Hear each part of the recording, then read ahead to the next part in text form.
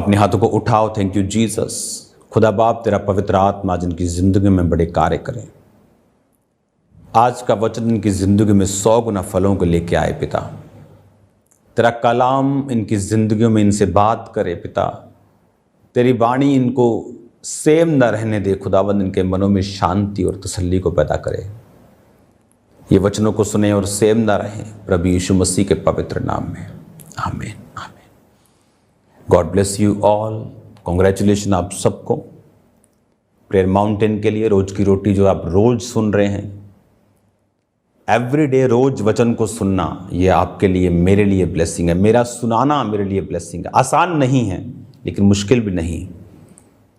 Bible कहती है प्रेरितों के काम में कि जब प्रेरितों को बोला गया कि हमारी विधवाओं की सुधि नहीं ली जाती, तो उन्होंने कहा कि ऐसा तो हो नहीं सकता कि हम वचन और प्रार्थना की सेवा को छोड़कर खिलाने और पिलाने की सेवा में रहे। तो आओ हम 7 मनुष्यों को चुनते हैं जो ये काम करेंगे। आज खामरा चर्च में मेरी टीम में 400 फुल टाइम वर्कर्स हैं, बिलीवर्स हैं, को वर्कर्स हैं, मेरी तरह जो काम कर रहे हैं, कुछ फ्री काम कर रहे हैं, बहुत से वॉलंटियर बेसिस पे काम कर रहे हैं। फुल टाइम 400 लोग फुल टाइम वो काम कर रहे हैं ताकि मैं यहाँ प्रीच कर सकूं, आपको रोज आपको बता सकूं परमेश्वर के वचन के बारे में, क्योंकि ये डीप टीचिंग्स को सुनने के बाद आप सेम नहीं हैं। आज उस वचन को हम पढ़ते हैं। 11 आयत से शुरू करता हूँ। मत्ती 1:11 1:11। और बंदी होकर बेबीलोन जाने के समय में योशिय्याह से यकुन्याह और उसके भाई उत्पन्न हुए। तो मैंने आपको बताया था कि क्यों वंशावली लिखी है। आज लोगों को मालूम नहीं है। आप उनसे पूछ सकते हैं कि आपके परदादा का नाम बताइए, अपने परदादा के दादा का नाम बताइए, उन्हें नहीं मालूम।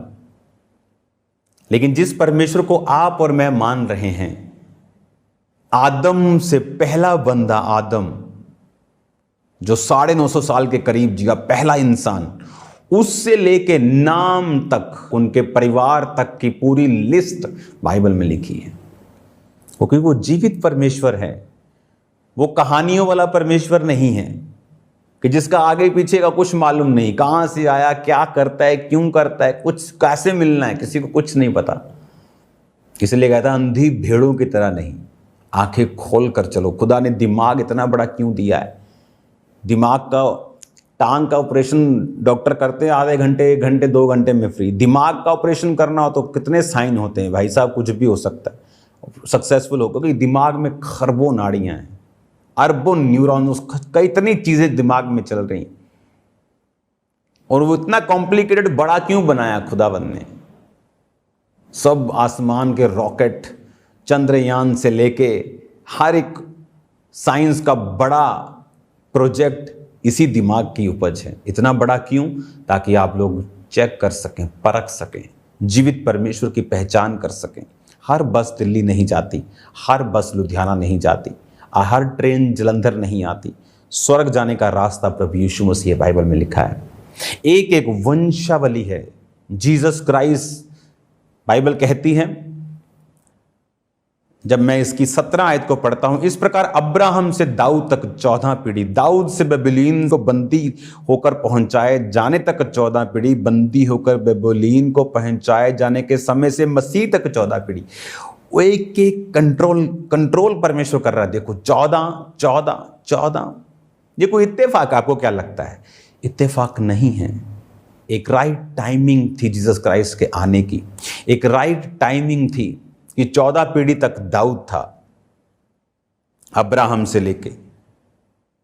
फिर जब बंदी बना लिए गए, दाऊद से लेके बंदी बनाने के टाइम तक 14 पीढ़ी, बंदी बनाए जाने के बाद से जीसस तक 14 पीढ़ी। और आप बोलते हो, लोग बोलते हैं जीसस क्राइस्ट क्या सच्चा खुदा है? वो जीवित खुदा है। मैं आपको डिक्लेयर कर रहा हूं, वो कमाल का जीवित परमेश्वर है, बोलने वाला, जिंदा, सुनने वाला खुदावंद है। अब बंदी क्यों बनाए गए? अगर आप पढ़ेंगे बाइबल में तो जो 10 आयत थी, हिजकिय्याह से मनश्शा उत्पन्न हुआ। यहां प्रॉब्लम हुई। क्या प्रॉब्लम हुई? जो हिजकिय्याह था, परमेश्वर ने उसे एक मैसेज दिया, हिजकिय्याह तेरी उम्र खत्म हो गई। उसको एक रोग हो गया था, वो कैंसर का रोग था। जब उसकी उम्र खत्म हो गई तो हिजकिया को, क्योंकि और कोई भी आपको जब फोड़ा होता है या बड़ा कोई जख्म होता है तो मोस्टली हील हो जाता है, लेकिन जो कैंसर की चीज़ें होती हैं वो ठीक नहीं होती।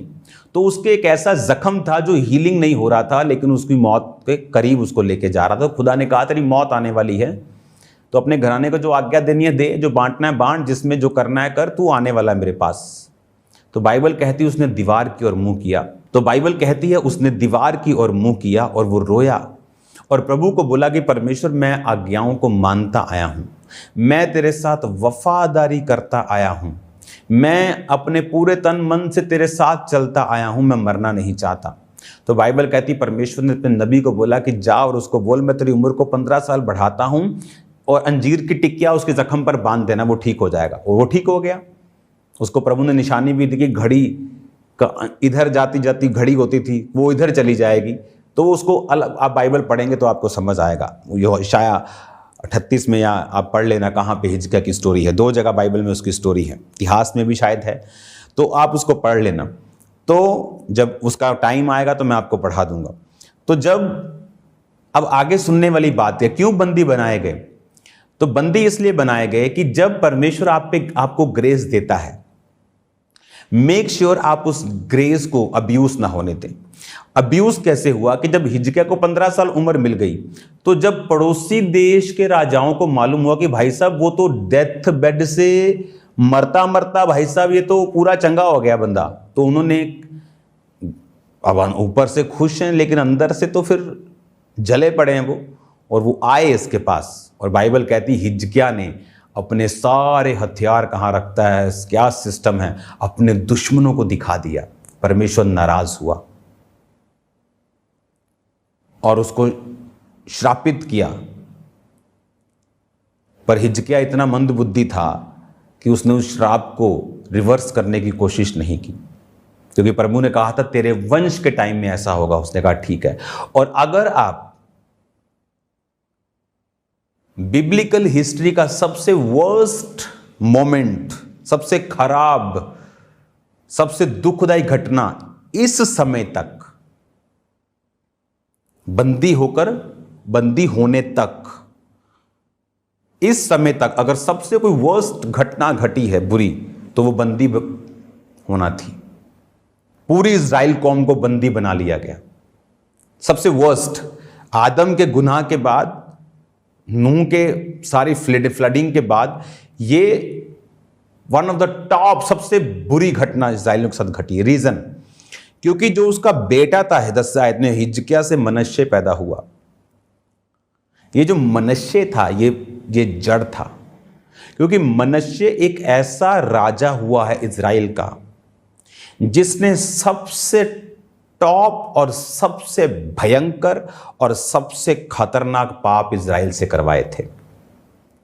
वो बाल पूजा हो, वो व्यभिचार हो, वो जादू टोना हो, परमेश्वर के खिलाफ चलना हो, सबसे भयंकर जो पाप करवाए थे वो मनश्शे ने करवाए थे। आज प्रभु जब आपको फजल देता है, आप मरने वाले थे, आप डूबने वाले थे, जीसस क्राइस्ट के बारे में मालूम हुआ, आप उसमें आए, आपके नशे छूट गए, आपकी बीमारियां चली गई, खुदावंद ने आपको ब्लेस किया, खुदावंद ने आपको बरकत दी। लेकिन अब जब लंबा समय मिल गया है, ग्रेस पीरियड मिल गया है, खुदा ने दया कर दी है, तो मेक श्योर आप ऐसा कोई काम ना करें कि आप वर्स्ट हिस्ट्री में आपका नाम लिखा जाए। कुछ लोग प्रभु में मर रहे होते थे, प्रभु में आते थे, नशा छोड़ दिया, सेवकाई में आ गए, सेवकाई में आकर गिर गए, सेवकाई में आकर व्यभिचार किया, चर्च में चोरी की, कमीशनबाजियां की। अब उस ग्रेस को जो आप पर थी आपने अब्यूज कर दिया। उसका असर क्या हुआ? मनश्शे जो इसका बेटा पैदा हुआ, उसने भाई साहब, उसने जबरदस्त रीति के साथ खतरनाक काम कर दिया। उसने इतना गंदा इज़राइल में माहौल बना दिया कि परमेश्वर ने उन सभी को बेबीलोन के अधिकार में करके वो भवन जो दाऊद ने अपने पर्सनल सोना देके बनाया, सब खत्म कर दिया उन्होंने। पूरी महिमा को मिट्टी में मिला दिया। और मनश्शे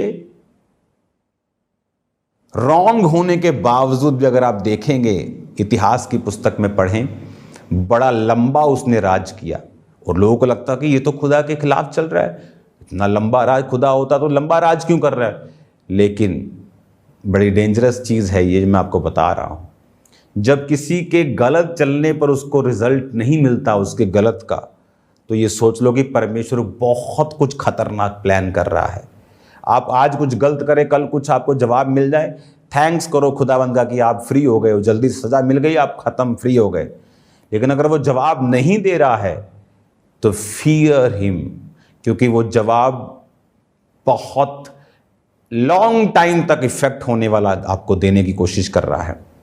अब वो बंदी बना लिए गए। इमेजिन करो, राजा बंदी बना लिया गया, प्रजा, अमीर लोग, बिजनेसमैन, बुजुर्ग, बच्चे, घर, एवरीथिंग, भवन जला दिया, सब मिट्टी कर दिया। क्यों? क्योंकि हिजकिय्याह नाम एक प्रभु के बंदे ने ग्रेस को अब्यूज कर दिया। मनश्शे नाम के उसके बेटे ने इज़राइल में पूरा गंद मचा दिया। इतना मूर्ति पूजा, इतना गलत काम उन्होंने किए, व्यभिचार से लेके, कि परमेश्वर ने उसको ऐसा जवाब दिया जिसको रिवर्स करने में पीढ़ियां लग गई उनके। उसी के बीच में तो नेहमिया उठा। जब नेहमिया के पास भाई यार बोला कि यरूशलेम की हालत बहुत खराब है, वो कौन सा टाइम था? वही टाइम की बात कर रहा हूं, जब बंदी होने के बाद। हालेलुया। तो एक हिजकिय्याह से मनश्शे उत्पन्न हुआ, हमने पढ़ तो लिया, लेकिन कौन मनश्शे, कौन हिजकिय्याह? मनश्शे से अमोन, अमोन से योशिया, उसके बाद वो बंदी बना लिए गए। क्योंकि वो मनश्शे का जो पाप का घड़ा नहीं, उसने पाप की टंकी भरी। और जब घड़ा नहीं भरता, टंकी भरती है, पूरी प्रजा ने उसकी जो कीमत थी उसको चुकाया। 12 आयत में लिखा, बंदी होकर बेबीलोन पहुंचाए जाने के बाद यकुन्याह से शालेतिल, शालेतिल से जरुब्बाबेल, जरुब्बाबेल से अबीहूद, अबीहूद से इलायकीम, इलायकीम से अजोर, अजोर से सदोक, सदोक से अखीम, अखीम से इलीहूद, इलीहूद से इलीजार, एलियाजर, एलियाजर से मत्तान, मत्तान से याकूब, याकूब से यूसुफ जो मरियम का पति था, और मरियम से यीशु जो मसीह कहलाता है उत्पन्न हुआ। इस प्रकार अब्राहम से दाऊद तक 14 पीढ़ी, दाऊद से बेबीलोन को बंदी होकर पहुंचाए जाने तक 14 पीढ़ी, बंदी होकर बेबीलोन को पहुंचाए जाने के समय से मसीह तक 14 पीढ़ी हुए। हालेलुया। अगर आप यीशु मसीह की वंशावली को पढ़ते हैं, आपको यह मालूम होता है कि जीसस क्राइस्ट जो थे, यहां पर मैथ्यू की वंशावली में जो लिखा है उसमें उसने जीसस क्राइस्ट को यूसुफ के साथ, उसके जो मरियम का पति था उसके साथ उसके वंश को जोड़ा है। लेकिन आप बोलोगे वो तो मरियम का बेटा था, या यूसुफ का तो वो बेटा ही नहीं था। लेकिन अगर आप अगली वंशावली को पढ़ते हैं तो उसमें आपको ये मालूम होता है कि जो मरियम थी वो भी उसी वंशावली से आती है। इसीलिए वो एक ही अपने ही कुटुंब में वो मैरिजेस करते थे, उससे बाहर वो नहीं जाते थे। लूका 3 की अगर आप 21 से 38 पढ़ेंगे तो जब ये वंशावली आप पढ़ेंगे, वो आदम तक है। जीसस क्राइस्ट की वंशावली आदम तक। इसमें आप पढ़ेंगे कि वो अपने बाप के वंश से भी था और मरियम के वंश से भी था। क्यों लिखा है? क्योंकि जीसस क्राइस्ट रियल है। एक कितने परदादा हो गए, परदादों के परदादा के दाऊ के परदादे के परदादा कितने हो गए, देखो 42 पीढ़ियां, और उससे भी पहले आदम तक लगाएंगे तो वो पीढ़ियां हमें नजर आती हैं। हालेलुया। अपनी लाइफ पर की गई खुदा की ग्रेस को अब्यूज मत करें। खुदा ने जो अनुग्रह आपको दिया है उसे तुच्छ मत समझें। जो ग्रेस जितनी दी है, आज आपके पास थोड़ी ग्रेस है, थैंकफुल रहें, कल बढ़ जाएगी। आज आपके पास ज़्यादा बरकत है, थैंकफुल रहें, कल बढ़ जाएगी। उस बरकत में आप वफादार नहीं हैं, कल की गारंटी नहीं है। बाइबल कहती है जो थोड़े में धर्मी नहीं रहा वो ज़्यादा में भी धर्मी नहीं रहेगा। बाइबल कहती है जो थोड़े में वफादार नहीं रहा वो ज़्यादा में भी वफादार नहीं रहेगा। आपको ये बात का ध्यान रखना है, आपको धर्मी रहना है, थोड़े में वफादार रहना है, ताकि परमेश्वर आपको बरकत दे। वो आपको देखकर निराश ना हो, वो आपको देखकर बरकत दे। वो जब आपकी ओर देखे तो उसे ये मालूम हो कि आप वफादार हैं और वो आपको और बढ़ाए। हालेलुया। अब जब हमने वंशावली को 1 से लेकर 17 आयत तक पढ़ लिया, हमें यह मालूम हुआ वंशावली में कौन लोग जुड़े, जो लोग परमेश्वर के साथ वफादार थे। दाऊद के बाद सुलेमान का नाम आया, दूसरों का नाम क्यों नहीं आया? क्योंकि सुलेमान एक आत्मिक व्यक्ति था जिसने दाऊद अपने बाप को पूरी तरह से फॉलो किया, बाकियों ने फॉलो नहीं किया। किसी को लगता था दाऊद का जो बड़ा बेटा था वो राजे का दोता था, यानी उसकी जो माँ थी वो एक राजकुमारी थी। तो उसे लगता था कि मेरा नाना राजा है, मेरी माँ राजकुमारी है, बाप दाऊद मेरा राजा है, मुझसे बेटर तो कोई हो ही नहीं सकता इस राज को चलाने के लिए, मैं तो अगला राजा हूं ही। आप मिनिस्ट्रीज में जाके देखो कौन लोग कामयाब हैं। जो लोग अपने आप को समझते कि मैं तो कोर्स करके आया हूं, मेरे पास प्रोफेशनल डिग्री है, मैं तो ये, और वो फेल हो जाते हैं मिनिस्ट्री में। और कौन कामयाब नजर आते हैं आपको? जो स्पिरिट को फॉलो करते हैं, जो अपने मेंटर की बातों को फॉलो करते हैं, जिनको मालूम है कि मुझे काम करना है, असाइनमेंट है। क्योंकि आपके मेंटर को जो मालूम है वो आपकी प्रोफेशनल डिग्री फेल है उसके सामने। आप जाओ मेरी टीम से बात करो, जो लोग कंस्ट्रक्शन कर रहे हैं, जो लोग काम कर रहे हैं, उनसे बात करो। डिग्रियां होने के बावजूद भी जो फाइनल इंस्ट्रक्शंस परमेश्वर हमें दिखाता है वो मानते हैं, और उन्हें मालूम है कि जो आप बोल रहे हो वाकई बाद में वही चीज काम करती है। हालेलुया। यही चीजें हैं कि जब आप आत्मिक हो जाते हैं, परमेश्वर आपको अपनी बुद्धि देता है, आप में क्राइस्ट की बुद्धि काम करती है। और जब आप इन चीजों को फॉलो करते हैं, आप देखते हैं कौन कामयाब हुए? जो स्पिरिट को फॉलो करने वाले लोग हैं, जो आत्मा को फॉलो करने वाले लोग हैं। एक्सपीरियंस्ड दाऊद का आपने अगर राजा चुनना हो, कौन चुनेंगे? एक आम से, उसकी मम्मी जो उरिया थी वो कौन थी? एक आम सैनिक की पत्नी, जो जी सर जी सर जी सर जी सर जी राजा जी। दाऊद की उससे शादी हुई, एक तरह का उसको त्यागा गया था। उसकी पत्नी, बाकी बच्चे उसको क्या समझते होंगे आप नोटिस कर सकते हैं। वो सुलेमान मालूम था, past is past and my past is over. जब खुदा आपको बढ़ाता है, आपके पास्ट को नहीं देखता।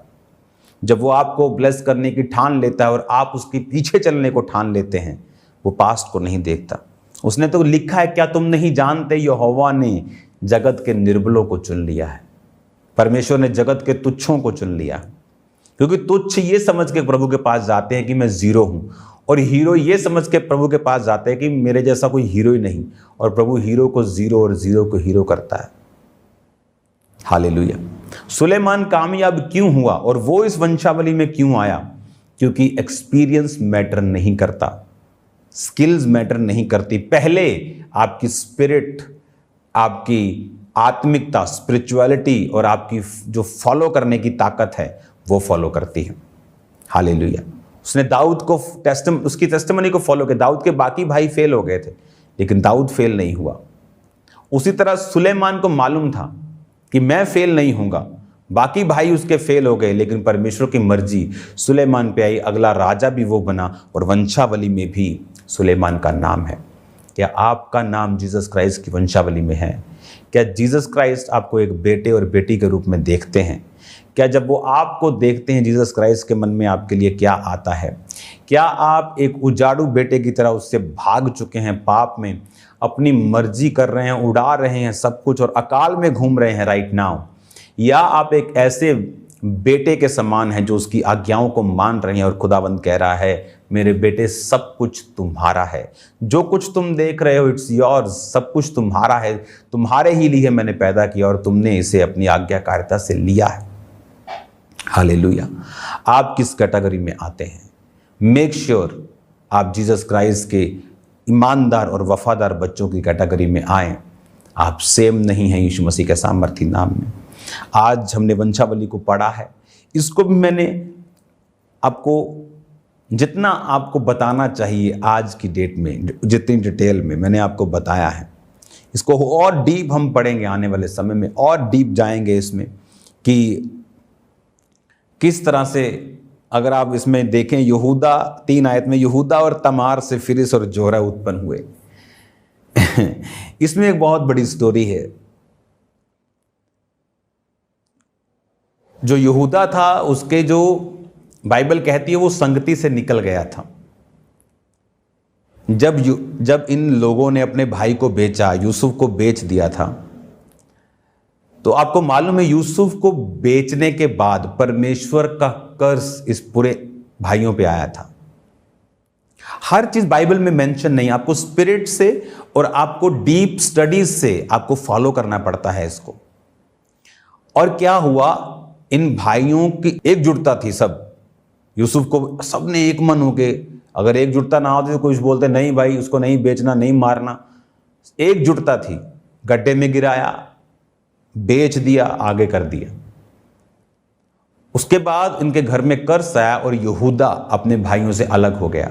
अगर आप पढ़ेंगे उत्पत्ति की पुस्तक को, अलग होके वो अलग जगह रहने लगा। जब अलग जगह रहने लगा तो संगति नहीं थी, खुदा की संगति नहीं थी।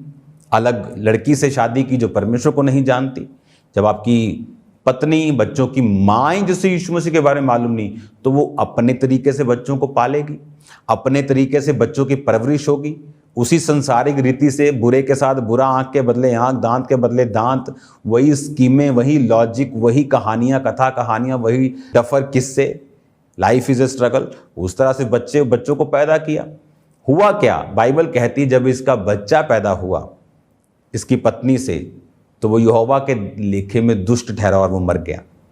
और जब छोटे भाई के साथ उसकी शादी कर दी गई तो वो भी करप्ट निकला और उसने कहा छोटे भाई के साथ शादी करो, क्योंकि जो पहला बच्चा होगा फिर वो बड़े भाई का कहलाएगा, ताकि उसका धर्म पूरा हो, उसका वंश नाश ना हो। लेकिन ये क्रिश्चियन नहीं था, यहूदी नहीं था, करप्ट था, उसने बेबी नहीं किया, परमेश्वर ने उसे भी मार दिया। कल इसको मैं कंटिन्यू करूंगा। और अब आप देखना, इसमें से परमेश्वर आपसे बात कर रहा है, वो आपके साथ आपकी लाइफ में काम कर रहा है। परमेश्वर अपने हाथों को उठाएंगे। Thank you Jesus. खुदा बाप तेरा पवित्र आत्मा इनकी जिंदगी में अजीब और अचंभी रीति के साथ कार्य करें।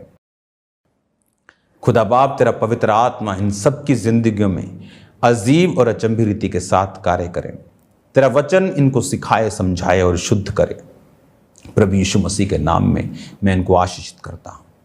खुदावंद जितने पहली बार आज मुझे देख रहे हैं, वचन को सुन रहे हैं, उनके लिए प्रार्थना कर, तू उन्हें बरकत दे। और वो लोग जो आज पहली बार जुड़े हैं, अपने हाथों को उठाकर आंखों को बंद करेंगे, मेरे पीछे बोलेंगे, प्रभु यीशु मुझे माफ़ कर, मुझे साफ कर, अपनी आत्मा से मुझे भर।